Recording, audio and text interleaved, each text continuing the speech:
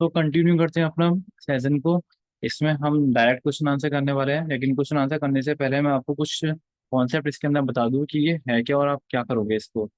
तो आपके पास नहीं है, कोई भी सरफेस हो, कोई भी सरफेस हो सकता है, मतलब कोन हो सकता है, सिलेंडर हो सकता है, सर्किल हो सकता है, कुछ भी। तो जब कभी भी नहीं है सर्किल हो या वो चीज इंक्रीज या डिक्रीज कर रही होती है, तो उसको हम किससे डिनोट करते हैं? इसको इंक्रीज या डिक्रीज करने को डेरिवेटिव से डिनोट करते हैं।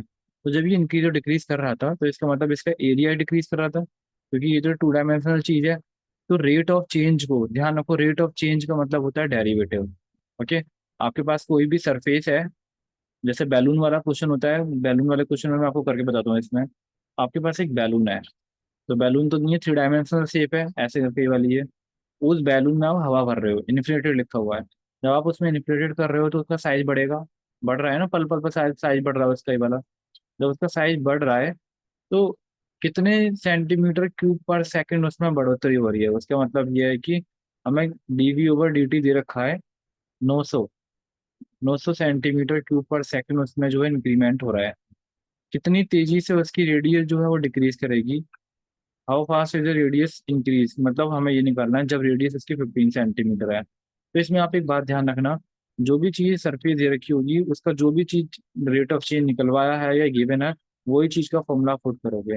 यानी कि वॉल्यूम हमें गिवन है, वॉल्यूम स्फीयर का होता है 4/3 पाई आर क्यूब। तो इसका रेट निकालेंगे, ये हो जाएगा dv over d t. And 4/3 को यहीं पर रखा, थ्री आगे लेकर आ गए, तो ये हो गया हमारे पास पाई आर स्क्वायर, और ये D r over d t. ठीक है ना, थ्री से थ्री कट गया। अब डीवी ओवर डी टी हमें दे रखा है 900, 4 × पाई मल्टीप्लाई आर की वैल्यू कितनी है, 50 × 15 multiply D r over d t. तो ये है हमारे पास 900। तो 15 के टेबल में 90 आता है, 6 बार एक जीरो लग गया। 15 के टेबल में 60 आता है 4 बार, 4 से कटा ये वाला 4। तो डी आर ओवर जो डी टी है मेरे पे कितना आ गया, 1/पाई सेंटीमीटर पर सेकेंड। ठीक है, क्वेश्चन को नोट कर लो, इस वीडियो को पॉज करके। मैं चल रहा हूँ नेक्स्ट क्वेश्चन पर अब। ठीक है। ओके। तो क्वेश्चन पढ़ते हैं। क्या गिवन है इसमें हमारे पास? एक रॉक है जो फेंका गया है एक लेक के अंदर, और जब वो लेक के अंदर फेंका जा रहा है तो उससे सर्कुलर रिपल निकलते हैं, यानी कि सर्कल गोल गोल गोल गोल बनता चला जाता है। तो रेडियस जो है इंक्रीज कर रही है इतनी स्पीड से, कितनी स्पीड से आपका एरिया इंक्रीज करेगा आपको वो बताना है। जब उसकी रेडियस 10 मीटर है, तो मतलब अगर मैं बनाऊं इसका, तो अगर आपने कोई पत्थर किसी पानी में फेंकते हो तो उसमें देखा होगा अपने बड़े बड़े सर्किल बनने लगते हैं ऐसे करके, है ना ये। और थोड़ा थोड़ा दूर दूर जाने लगता है ऐसे करके ये, मतलब पल पल पर ना उसका रेडियस इंक्रीज कर रहा है, एरिया भी इंक्रीज कर रहा है, रेडियस भी इंक्रीज कर रहा है। क्या गिवन है? Radius of the ripple increasing, यानी कि d r over d t दे रखा है हमें 3 मीटर पर सेकेंड। ठीक है। How fast is the area ripple increase, यानी कि हमसे हमसे पूछा डी ओवर डी टी बताओ कि तुमने निकलेगा। How fast is the area increase जब रेडियस हमारे पास कितनी है, 10 मीटर है। ठीक है। अब हमारे पास एरिया दे रखा है तो मैं एरिया का यूज करने वाला हूँ। एरिया होता है हमारे पास पाई आर स्क्वायर। तो डी ओवर डी टी अगर आप निकालोगे तो ये हो गया आपके पास 2 pi r into d r over d t, क्योंकि रेडियस का 2 आगे जाएगा, ये 2 बार हो जाएगा, जिसको एक्स माने उसको दोबारा करेंगे। डी ओवर डी टी हमसे निकलवाया है, और ये हो गया 2 pi r into d r over d t, हम पे कितना दे रखा है, 3। ठीक है। अब रेडियस पूछिए हमसे, जब रेडियस 3 थी, 10 थी, तो 2 पाई मल्टीप्लाई 10 मल्टीप्लाई 3, तो 3 × 2 = 6, 6 × 10, ये आ गया हमारा 60 पाई। ठीक है, 60 पाई। और ये हम लगाएंगे आगे मीटर स्क्वायर पर सेकंड, ये ठीक है, समझ में आ गई बात और नहीं आ गई? चलो दूसरे क्वेश्चन पे चलते हैं। Moth ball evaporate at a rate proportional to the surface area. अब देखो, मुझे नहीं पता कि मोथ बॉल क्या होती है, बट ऐसा से मुझे पता चल रहा है कि ये चीज क्या है, एक बॉल है, और बॉल हमेशा हमारी किस में होती है, स्फेरिकल शेप में होती है। तो जब भी कोई चीज इवेपोरेट हो रही है, इवेपोरेट का मतलब क्या, उसमें से पानी जो है कम होता जा रहा है, तो वो मतलब ऐसे करके होती जा रही है, कम होता जा रहा है उसका सरफेस, देखो ऐसे करके। तो बेसिकली हमें दे क्या रखा है, हमें डीवी ओवर डी टी बता रहे हैं ये, कह रहे हैं डीवी ओवर डी टी उस स्पीड से डिक्रीज हो रहा है जो प्रोपोर्शनल है किसके, 4 पाई आर स्क्वायर के। अब एक बार बताओ, ध्यान रखना, जब कोई चीज डिक्रीज होती है ना तो उसमें हमें माइनस लगाना पड़ता है, तो ये आएगा मेरा 4 पाई आर स्क्वायर, ये। और यहाँ प्रोपोर्शनलिटी का साइन है। तो अब अगर मैंने यहाँ पर प्रोपोर्शनलिटी का साइन हटाया तो मुझे एक कांस्टेंट लेना पड़ेगा ऐसा करके, ये रूल होता है। जब आप प्रोपोर्शनलिटी का साइन हटाते हैं तो आपको एक कांस्टेंट लेना पड़ता है। तो अगर हम d v over d t को यहाँ लिखेंगे माइनस के 4 पाई आर स्क्वायर मल्टीप्लाई के हो गया। सही बात है ना। अब अगर ओरिजिनल वॉल्यूम की बात करें तो ओरिजिनल वॉल्यूम हमारे पास था 4/3 पाई आर क्यूब। तो ये मेरे पास हो गया d v over d t is equal to 4/3 pi. अब आर क्यूब का डेरिवेटिव करोगे तो ये हो जाएगा 3 r स्क्वायर। 3 से 3 कट कर दिया। D v over d t मेरे पास आ गया 4 पाई आर स्क्वायर। ठीक है, ये समझ में आ गई बात वाली। तो d v over d t की वैल्यू पुट करता हूँ मैं, 4 pi r square equal to -4 pi r square multiply, 1 minute, यहाँ d r over d t भी तो होगा भाई। तो ये आ गया मेरा d r over d t. तो 4 पाई आर स्क्वायर से 4 पाई आर स्क्वायर कैंसिल। तो मेरा d r over d t आ गया माइनस के, क्योंकि ये के चल रहा था नहीं बना ये। अब जब कभी भी चीज माइनस में आ रही है इसका मतलब क्या है, वो चीज डिक्रीज कर रही है। और के हमारा कोई भी नंबर हो सकता है, 2 हो 4 हो, कांस्टेंट है। तो हमें यही प्रूव करना था कि जो रेडियस डिक्रीज कर रही है कांस्टेंट रेट पे डिक्रीज कर रही है। इसका मतलब ये है कि वो वैल्यू फिक्स है, वो रेडियस पे डिपेंडेंट नहीं है, कोई वेरिएबल पे डिपेंडेंट नहीं है, कोई एक ये एक कांस्टेंट है। चलो नोट कर लो इसको, मैं अगले क्वेश्चन पे चलता हूँ। अब यंग चाइल्ड है। अच्छा, एक चाइल्ड है वो पतंग उड़ा रहा है at a height of 50 metre, which is at a height of 50 metre. Okay, मतलब मान लो कि एक पर्सन है वो पतंग उड़ा रहा है, और वो कितनी हाइट पर है, यहाँ से 50 मीटर की हाइट पर है वो। ये the wind is carrying the kite horizontally, मतलब हवा चल रही है, हवा चल रही है और वो इस पतंग को ले जा रही है at a speed of 6.5 meter पर second away from the child. मतलब चाइल्ड से अवे लेके जा रही है, मतलब ये जो है थोड़े टाइम बाद ये पतंग उड़कर जो है यहाँ आ जाएगी, देखो यहाँ पर इधर आ जाएगी ये। और चलो ये बताता हूँ। तो अब ये जो हो जाएगा कुछ इस तरह से बन जाएगा। How fast might must the kite string be let out, how fast must the kite string be let out when the string is 130 metre. कह रहे हैं कि चरखी में से धागा कितनी स्पीड से खोलते रहना चाहिए। मतलब ये कह रहे हैं कि ये वाली जो चीज़ है, ये वाली चीज़ वो कितनी स्पीड से बढ़नी चाहिए। मैं एक काम करता हूँ, अब मैं ये तो मुझे दे रखा है, मैं इसको लेता हूँ एक्स, इसको लेता हूँ वाई। तो कुल मिला के मुझे पता है d y over d t निकालना है। क्योंकि ये है ना, ये पतंग यहाँ पर थी अभी, तो इसका धागा ऐसे करके जा रहा था ये वाला, ये थोड़ी देर बाद नहीं पतंग वहां पहुंच गई तो धागा बड़ा हो गया ना। तो ये धागा उसने ढील दी होगी तभी तो बड़ा हुआ है। तो हमसे पूछा d y over d t निकाल कर दिखाओ। ठीक है, डेटा लिख लेते हैं यहाँ पर कितना है। अब ये मेरा एक वो नहीं बन गया, आप देख लो राइट एंगल ट्राइंगल ऐसे करके ये। तो मैं यहाँ से स्क्वायर बना सकता हूँ, y square equal to x square plus के 50 स्क्वायर, है ना, ये हो गया एक। और जो ये पतंग हवा के जरिए इतनी दूर जा रही थी, तो धीमे धीमे करके जा रही थी, तो किस स्पीड से जा रही थी, यानी कि D x over d t मेरे को दे रखा है। यानी कि D x over d T हमें कितना दे रखा है, 6.5 मीटर पर सेकेंड ये। और कह रहे हैं तब निकालो जब हमारा वाई जो है 130 मीटर हो गया था, तब बताओ how fast must the kite. ठीक है, जब हो गया था 130 मीटर हो गई थी इसकी डिस्टेंस। तो अब हम इसको डेरिवेटिव करेंगे इस चीज का। तो 2y into d y over d t कर दिया, ये हो गया 2x into d x over d t कर दिया। और ये जीरो हो गया, कॉन्स्टेंट का डेरिवेटिव जीरो ही होता है। 2 से 2 कट कर दिया।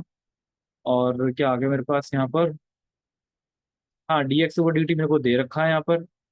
एक्स दे रखा है क्या, x, how fast must the kite.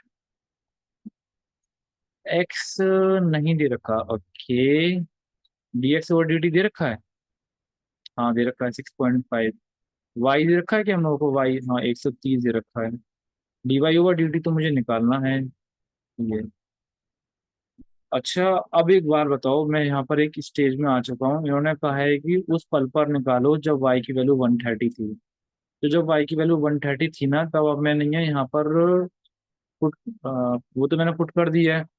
लेकिन अगर हम इस समय नहीं है वो निकालेंगे इसका पूरा का पूरा स्ट्रक्चर, तो कैसे निकल कर आएगा, 130 का स्क्वायर इज इक्वल टू 50 का स्क्वायर प्लस के एक्स का स्क्वायर, ऐसा आएगा ना। तो 130 का स्क्वायर, 13 का स्क्वायर होता है 16900 माइनस के 2500 प्लस के एक्स स्क्वायर।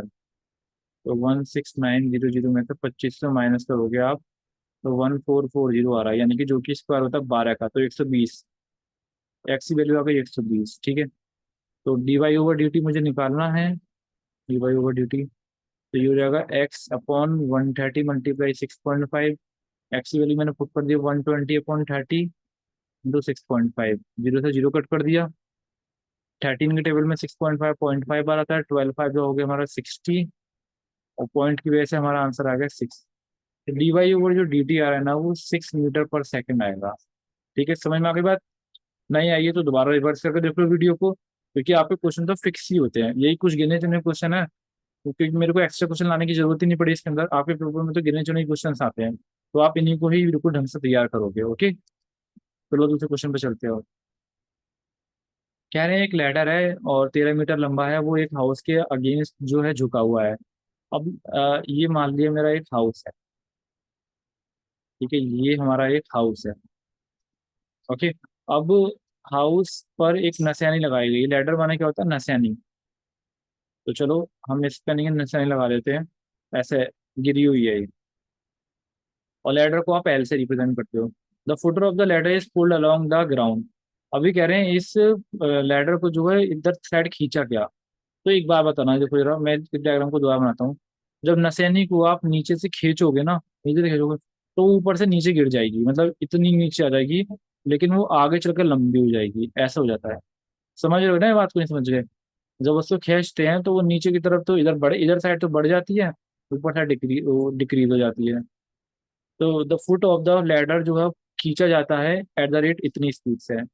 तो हॉरिजॉन्टल चीज को एक्स लेते हैं, इस चीज को वाई लेते हैं, वो भी वाई यहाँ से मेजर होगी है, वाई वाली है। तो उन्होंने हमको दे रखा है कि D x over d T, यानी कि जो लैडर खींचा गया है वो खींचा गया है 1.5 मीटर पर सेकेंड से। ये कितनी स्पीड से एंगल जो है लैडर और ग्राउंड के बीच में। ठीक है, एंगल की बात हो रही तो मैंने यहाँ एंगल ले लिया अल्फा, अल्फा एंगल ले लिया इनके बीच में। जो एंगल है वो चेंज होगा जब फुट जो है लैडर का 12 मीटर है, किससे? घर से है ना।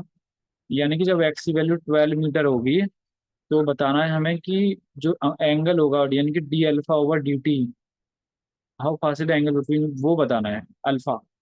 अब आप पता है कि कंफ्यूज हो रहे होगे, देखो यहाँ पर लैडर हमको लोग पे देखा है 13 मीटर यहाँ पर।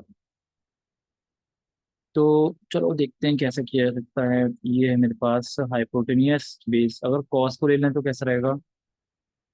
अल्फा कैसे निकालेंगे यहाँ पर हम?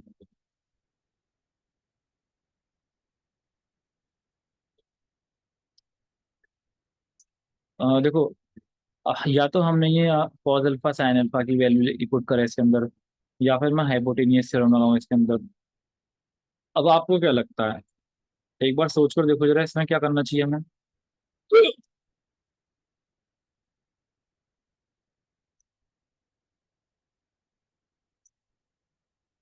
गाइस आ रहा है समझ में कैसे करना है इसको? देखो, अब एक काम करते हैं, यहाँ पर हम यूज करते हैं साइन अल्फा। अगर मैं करता हूँ तो साइन अल्फा से अगर हमारे पास आएगा perpendicular upon hypotenuse, perpendicular upon hypotenuse. अच्छा, चलो करना स्टार्ट करते हैं।